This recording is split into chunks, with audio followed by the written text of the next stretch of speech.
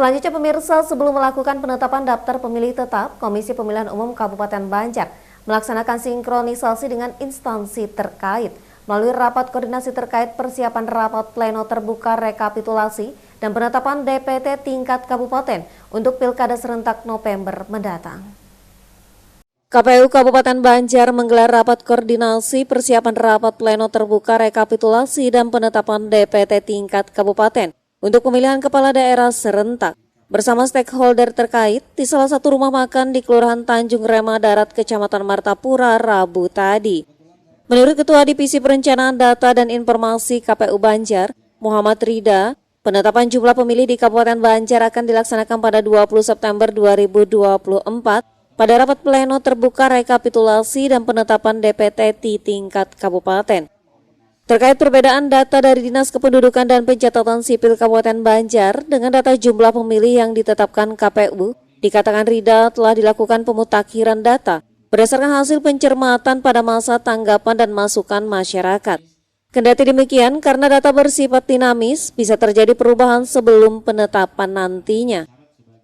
Lakukan pencermatan, ternyata memang sekitar 2000-an itu adalah data pemilih TNS yang berdasarkan data yang kita himpun bahwa yang berstatus meninggal, tapi kemudian di Dukcapil karena dia tidak mengurus secara administrasi, tidak membuatkan akta kematian, maka database tidak terhapus. Namun kemudian di kita, di proses penyusunan data, kita bisa men-TMS-kan pemilih yang sudah meninggal itu cukup dengan surat keterangan yang dibuat oleh instansi atau lembaga di tingkatan desa, itu surat keterangan meninggal dari kepala desa atau lurah.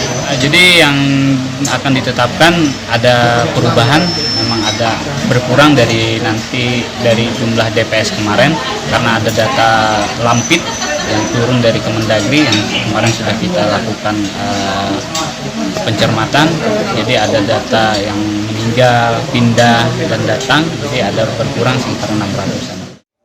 Sementara itu, Kepala Dukcapil Kabupaten Banjar Azwar mengungkapkan sekitar 3.787 warga belum melakukan perekaman KTP yang didominasi pemilih pemula.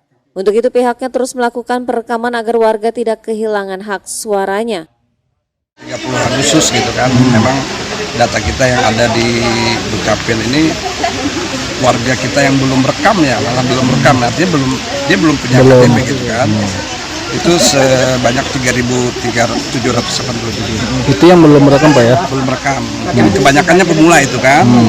Nah, kemudian yang sudah rekam ini pun yang sudah ber-KTP dibandingkan dengan informasi DPT-nya 426 ya Pak ya? 426 sekian itu. Nah, itu kalau kita melihat yang pegang KTP udah gitu kan, apalagi yang sudah merekam, itu ada selisih sekitar, kalau itu 426 ada ini 429 640. Nantinya kan nanti dicermati lagi oleh kawan-kawan di KPU.